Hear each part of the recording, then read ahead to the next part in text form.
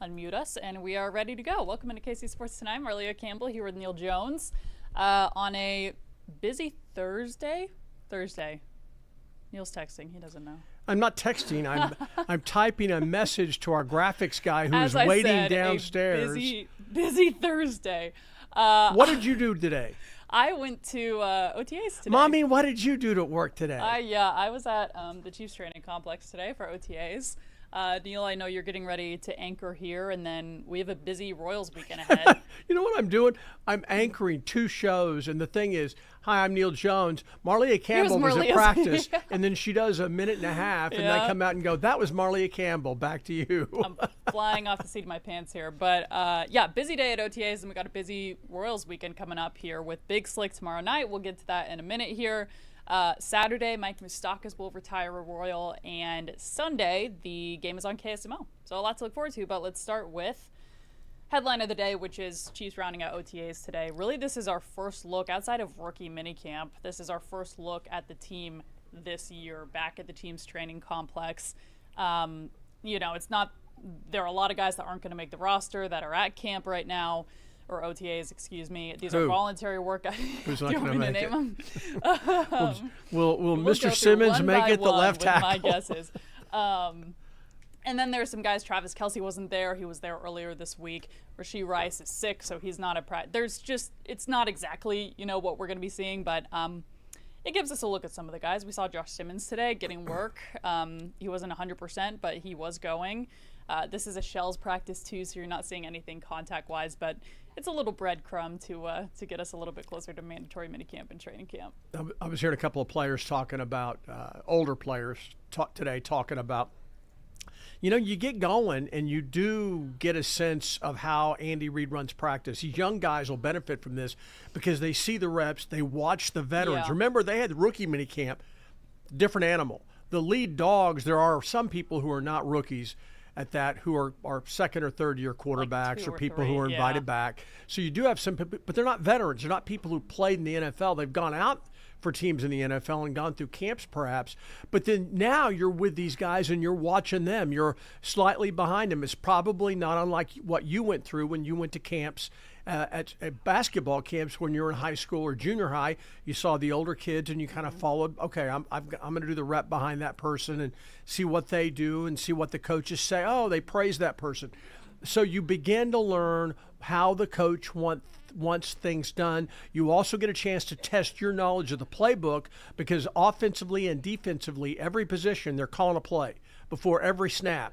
And so you're like, okay, do I think I know what I'm doing? And you're watching people. And, of course, Patrick Mahomes is very hands-on with his offensive teammates. He talks to them between reps. We see it all the time when we're allowed in there. What stood out to you the most as you watched this team? Yeah, well, your eyes go to the offensive line, looking at Jalen Moore and Josh Simmons, who were both there. You do a quick attendance check. As I mentioned, Trey Smith, Hollywood Brown, Rashee Rice, Travis Kelce, all not there. But Trey Smith he's looking for a long-term deal. Yeah. So we don't know if he's got a cold or the flu, or if it's a case where his agent's saying, "Look, why don't you sit out until we get something?" Yeah, and we won't get any insight on that for the foreseeable future. Andy Reid only singling out Rashee Rice that he was sick, but he mentioned there was a bug going around, so really who knows. But what we also got today was press conferences. It's the first time we've heard from Mahomes, I think, this offseason, if not a long time. I thought I heard him say. I remember you saying that. I did hear him say, hey, we've got to throw the ball deeper. I wonder if we zoomed in from Texas, maybe. Maybe that was what, Yeah. it probably was when he did the Zoom interview from down there, because I heard it, and I was like, someone said, did you ask him the question? And I go, no, I most certainly did not ask the question, but I heard it. And that's why I was typing this thing up, and I said, Mahomes makeover, and you're like, what? I thought you meant a literal. I was like, I think he got a haircut maybe, but otherwise he didn't look much different today. Well, He's wearing a hat. He talked very openly about as I look back at the Super Bowl, particularly the second half, I started in the late third quarter, fourth quarter, when all had failed and they were getting trounced. Yeah. He starts throwing the ball deep. And look, we understand the game was pretty much over from the Eagles' standpoint. They had it won. But he was able to make some connections, deep passes, primarily with Xavier Worthy. And he said, that's what we got to do. So did he expound on that any more today? He did. He talked about it today. The question was what he noticed out of his wide receiver room, and he said, we're fast. We are really fast, like between Xavier Worthy, Rashee Rice, and Hollywood Brown coming back. And then, Neil, he did talk about, a guy like Xavier Worthy, he's not just fast, he's extremely skilled, and I got to give him more chances, is what he said today. So I think you could see a few more of those kind of risky deep balls this year that I think, I don't know if conservative is the right word for what we've seen these last couple seasons, but if you look at the, big plays since the Tyreek Hill trade, they've gone down exponentially. That's been a storyline for the last couple of years. So, we said that last year at training camp, you get excited about it because they're firing everything because who cares? It's training camp. You want to get those reps in. But, Neil, do you think we'll see more of that when the real lights turn on September 5th? Well, we all thought the reason he was going to be able to go deep last year was the addition of Hollywood Brown. Rashee Rice was back. Those are two fast guys. Now, Rashee Rice is not one of he's quick. Yeah. He's not going to be a guy that outruns everybody, but Xavier Worthy is. And so we were like, okay, he's going to have two guys who in theory can outrun whoever's covering him. Mm-hmm. Now, what does that mean? Well, it might mean you only outrun him by this much over a yard and a half over 40 yards or 35 yards upfield. But in the NFL of today, a yard and a half or 2 yards is a big window. And Patrick Mahomes has demonstrated over the years, if you get open, he'll hit that window. So it looks so exciting that it opens up the tight ends underneath. The Chiefs like to play multiple tight ends, and you got this great all-world tight end and Travis Kelce. This is going to be unbelievable.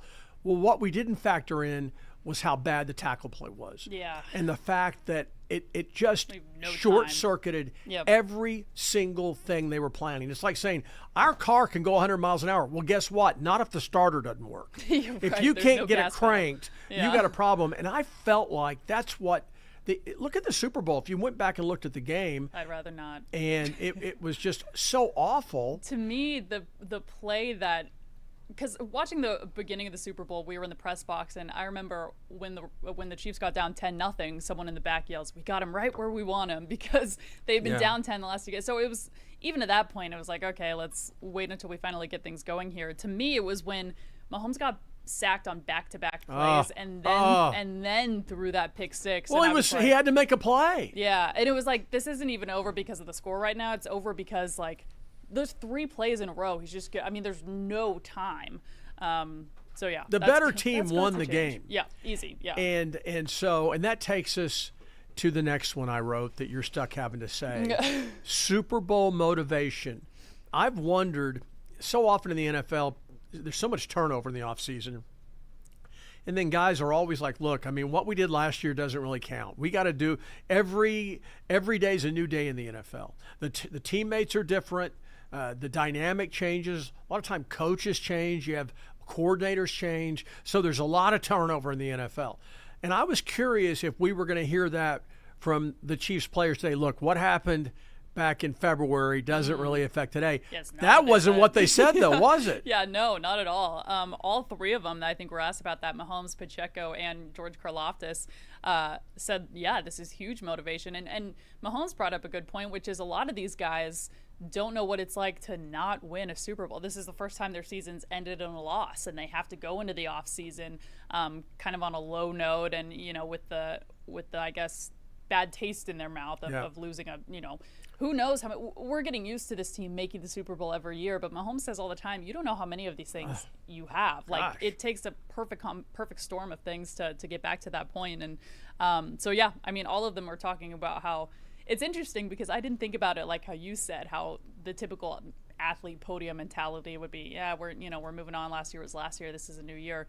They're all very much thinking about that loss at top of the minds. Well, what the coaches tell them, and you've gone through this as a high-level athlete, what the coaches tell them in the locker room is almost 180 degrees different than what they tell us. Coaches, look, what happened last year, the Super Bowl is over. If we beat the Eagles week 2, we don't get the trophy, okay? They get to keep the trophy no matter what. It doesn't matter.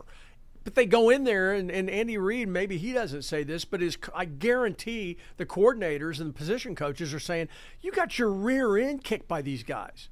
Do you want to? You couldn't shut them up during last year's game. The least you can do now in front of the people at Kansas City is shut them up. And the way you shut them up is you beat them. You make them look bad. But the bottom line is nothing the offense could do last year.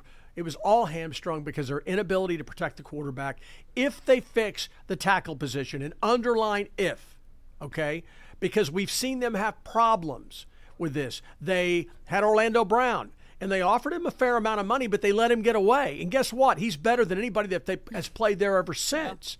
Right? I played 4 guys at that spot last year. I mean, and not even due to injury, I don't think. And everybody assumes that Kingsley Suamataia is going to be able to play guard. And Andy Reid, said the only positive, very famously said after that Denver game, the only real positive was to see that he could play a little bit at guard, and that showed us something. So we have to hope he works. We have to hope that Creed Humphrey and Trey Smith stay healthy. We have to hope that and pray to goodness that the guy on the right side fixes his game and doesn't have all the penalties, plays a little bit better. I'm hopeful that Wanye Morris is healthy. He had that knee problem last year in training camp, and I don't know how much that affected him. He was always thought of as a really good athlete.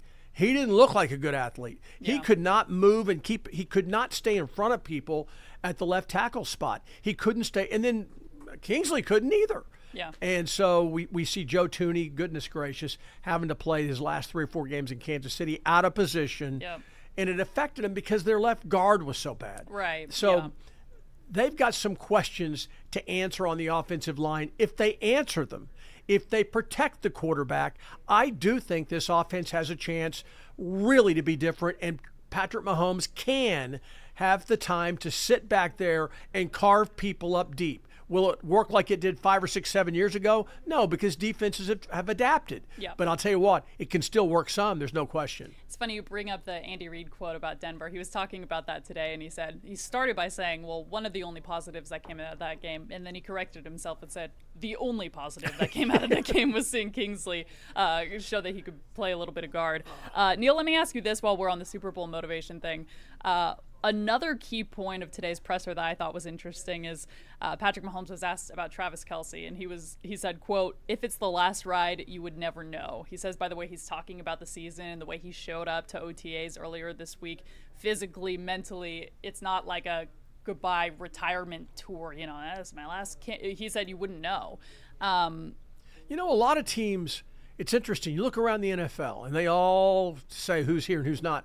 A lot of teams have a tendency to have the top players, and I don't want to say that idiot Jets quarterback, what's his name? Aaron Rodgers. And I try to forget that name. Yeah, well. I don't want to say Aaron Rodgers didn't Aaron Rodgers. I hate him. I could tell you all about him. He was off in his sensory deprivation room like 3 years ago instead of at camp. At OTAs. A lot of the leaders don't do it. They're like, look, my contract's done. I'm set. I'm going to start no matter what. I'm not doing that. I'm going to go off with my family and go to the beach or whatever, and I'm not going to do that. Under Andy Reid, and probably because Patrick Mahomes and Travis Kelce and Chris Jones usually show up, everybody seems to show up. Not everyone, but most of them. Well, and they talked about that again today, and Mahomes said, it kind of sets the standard. And he said when the guys wearing the gold jackets show up, it makes it easier for Mahomes, to talk to the younger guys and say, look, Travis Kelce is over there fighting for reps at OTAs. Like, you can work hard too, right? And he used that at training camp in the past. He said, look, Kelce could be a de facto coach at training camp and he'd still have a great year. But he has to get pulled out because he doesn't want to come out of practice, which kind of sets the standard for the organization. Well, if you love to play, if you're a gamer, if you just love it, like kids who, when you were little and the neighborhood got a game going and you wanted to go out and play and you played with the big kids for the first time, you did a lot of stuff and that you just love to play. Some of those kids, some of the players are like kids. They love to play football, and it seems like the best players have a little bit of that in them because they're motivated, they're excited. I drive by because we're out there covering the Royals all the time, and I'll drive by and I'll always look in the Chiefs parking lot, and there are a smattering of cars over there in the players' lot. Those are people that are in there working out. Yeah, on every time. It could be morning, it could be evening, it could be late afternoon. there are always cars there with people go in and they get their workouts in. And the way you survive in this league is to keep your body good and keep it strong and to protect yourself. And if you get in, the days of getting out of shape and then coming back 30 pounds heavy and losing it at training camp are over. Yeah. Nobody does that. Yeah, you show up season ready. Okay, great segue, because you touched on the Royals, into our final topic of the day as we look ahead to Big Slick tomorrow. You told me to ask you the question, who's the best looking? Okay, was that player or was that Big Slick? Was that under the players? I think the question was favorite celebrity. I'm sorry. Close, though. I want you to go first, though. You're going to be there tomorrow. Well, I think Heidi Gardner's the best looking of all the Big Slick people. Yeah. Is that what you're asking me? No. Favorite celebrity? Who are you looking forward to most seeing in Kansas City tomorrow? Well, I enjoy all of them. I had a chance to go out and, in fact, because I did this, I think they changed the rules. I stumbled out there looking for a Ned Yost press conference at like 3:30, and there are all the Big Slick guys taking batting practice. So I got video of them all in the cage, taking really bad swings for the most part, and I interviewed all of them. Eric Stonestreet telling me, I grew up watching you, which made me feel good. And he was like, didn't you have a beard and all this stuff? And he talked about how much he loved being on the field at Kauffman Stadium. I spend my birthdays here. I interviewed almost all of them, including John Hamm from Mad Men, who's from St. Louis, and all those guys. And it was so much fun, and they just love baseball. They love the Royals, and it was so neat. And now, you were kind of a little bit limited on what we can do because it's gotten so big. And by the way, their careers have all gotten really big. Yeah, that's a good point. To answer your question, it's hard for me to choose my favorite. Yeah. But because he lives in Kansas City, Eric Stonestreet's pretty cool. He built that house on the outskirts of Kansas City. That's pretty neat. Yeah, I'm a big Modern Family fan. Have you seen the show? Are you kidding me? Yeah, it's my favorite show other than Off the Bench with the U. What about Ted Lasso? I love Ted Lasso. Yep, Jason Sudeikis will be there as well. He was at CPKC Stadium last week, the week before. I know. I wish I could have done that. I saw that. KC baby chant. And then what I loved was someone said, he was with a fellow actor. And I go, no, it's Coach Beard. Are you kidding me? That's the guy that they helped write the thing. Right. I was almost as excited to see him. I would have loved to have met him. I've interviewed Sudeikis before. I actually got stared down by Rob Riggle. I chased him down at K. He was getting an award at halftime of a KU football game, and I was way down in the end zone talking to some friends of my wife that went to high school with my wife, and they had yelled at me, come down here at halftime. So I'm down there talking to them about stuff, and then I see him, and I'm like, I called the station like an idiot. I called the station. Would you guys want a comment from Rob Riggle? He just got this big alumni award. Yeah, we want it. So I go over there, but he leaves. So now I'm with a camera. I'm trying to run down and catch him, and I catch him under the stands. You know those steps that used to be there? Cornered him in a dark. And I'm like, Mr. Riggle, and he turns around and he gives me the dirtiest look. Oh, well, and I'm like, I would too. Probably. The guys in news want this, and he's like, really? And I go, yeah, really. I don't want to do this. Do you think I wanted to leave the field and run down here with a camera and chase you down? And ask you some. I didn't even go to KU. I don't care that you won an award. And he goes, all right. Okay, I'll do it. Nice. And then he started laughing, and he did it. He goes, I guess we're both in the same spot. I'm stuck and you're stuck. And he could not have been nicer after that. I'm a big fan of what his career is, served in the United States Marine Corps. Does not speak well of the United States Army, which I believe her father was a career officer in the United States Army. Years, And I meant to ask you, you told the story about playing your last game against Air Force. Did it hurt more because your dad hated Air Force so much? Yeah, I know. We were 0 for 2 that night. Did he? No, he doesn't hate Air Force. He doesn't hate Air Force? No. Career Army officer who likes Air Force? Yeah, I know, right? And by the way, Army is playing at KU or K-State. Oh, yeah, you're right. Is he going to go over for that? Does he like Army? I haven't talked to him, but they're a really good team. They're really good. Yep. Neil, let's end with a little bit of trivia. What do Jason Sudeikis and Paul Rudd have in common? Shawnee Mission West. Oh, no, I was hoping you wouldn't get it. They were unable. Well, no, they both talked about it. They could not get into Shawnee Mission Northwest. They both applied and were turned down from Northwest. They didn't live in the South District. Everybody wants to be a Lancer. They all wanted to go to Shawnee Mission East. Yep. That wasn't going to work. So they ended up at Shawnee Mission West, which I don't think anybody's ever really been a success coming out of, really, have they? Here's your – no one on this show, that's for I'm sure. saying that's where Marlia was high school basketball. basketball star at Proud West. alma mater. Fun fact, too, Paul Rudd's signature is spray painted in the back of the theater room. It was like part of our freshman scavenger hunt was to find Paul Rudd's signature at West. And I think he did that before he was famous, which is kind of cool, too. Well, the best basketball player in Kansas City, arguably, is going to be a senior next year at Shawnee Mission West, right? Maybe. Yeah, Who is it? Yeah, his sister played at K-State. It was a low post player, just graduated. She's a senior on the K-State team. Oh, yeah. Oh, gosh, And I wish I remembered that I last thought name. it was West. You know what? Maybe it's Blue Valley Northwest. West? Maybe it's Shawnee Mission North. Yeah, it's Shawnee Mission Northwest. I'm sorry. We do have Samaya Nichols, though, at Kansas entering her junior season. I think she was first in the Big 12, if not second in scoring, first team all Big 12. She's really good. So, yeah.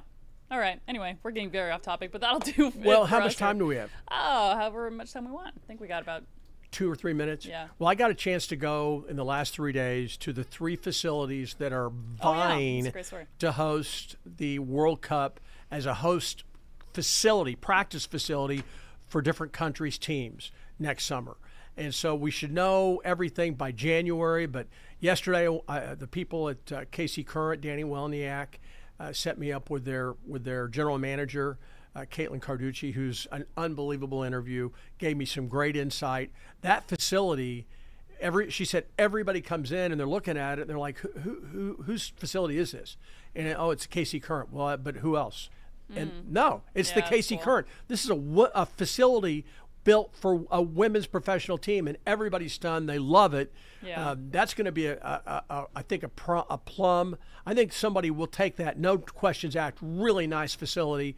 And then you've got, I was over at KU today, University of Kansas, their facility, their soccer facility, and all of the surrounding, the support facility around it, locker rooms, rehab rooms, doctor place, medical things. There's a hospital right within, I could hit a 5-iron that far if I shanked it. Is right down so they've got medical facilities. The Oriad Hotel would be the host hotel. They have a really good chance of getting a team. And then the slam dunk of them all is the Compass Minerals. I thought it was National Training Center. I don't think it's training. I think Performance Center? Yeah, Performance Center that was built for USA Soccer. Yep. I mean, everywhere you go, they have a locker room for USA Soccer. That's USA Soccer has people in it every single day during the week because they bring in coaches, they bring in officials, they bring in everything, and they use that facility. It is state of the art. I'm told that when David Beckham toured that facility a couple of years ago, he said, guys, I had no idea this existed in the United States. Oh, wow. Not in Kansas City, in the United States. Cool. He said this is one of the top 3 soccer facilities in the world. And so somebody big, whether it'll be England or France or Italy, although Italy's terrible this year. They've been terrible internationally.